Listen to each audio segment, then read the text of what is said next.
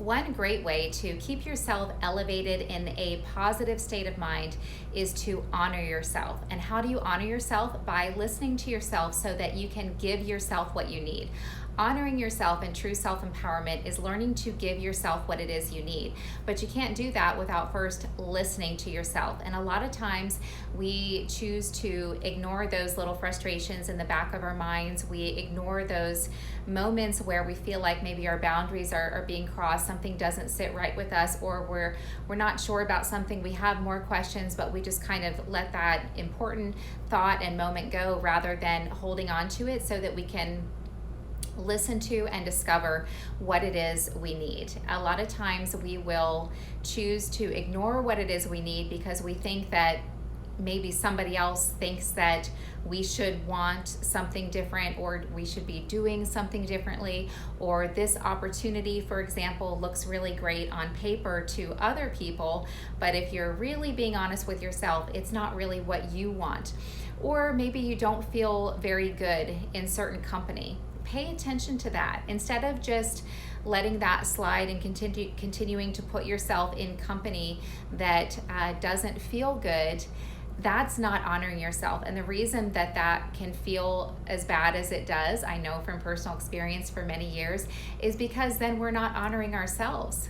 We're not listening to ourselves. And then when you put yourself in a situation, in an environment, either around people who don't get you, maybe don't treat you well, maybe don't understand you. I mean, we all want human connection, and we're not going to have that with everybody, but we do need that with some people. And when we are surrounding ourselves by people with whom we don't feel that connection, or placing ourselves in a scenario, maybe it's a job that just really doesn't feel good, and we just keep sticking with it, ignoring our instincts that are trying to speak up and say, hey, I'm uncomfortable, then we are the ones who then become the ones who are mistreating ourselves. When you choose to stay around people or in an environment that does not feel good to you, you become the one who's being unkind or mistreating yourself. And don't beat yourself up if you notice that you're doing that. Awareness creates change, knowledge is power, and then guess what? You can choose something different.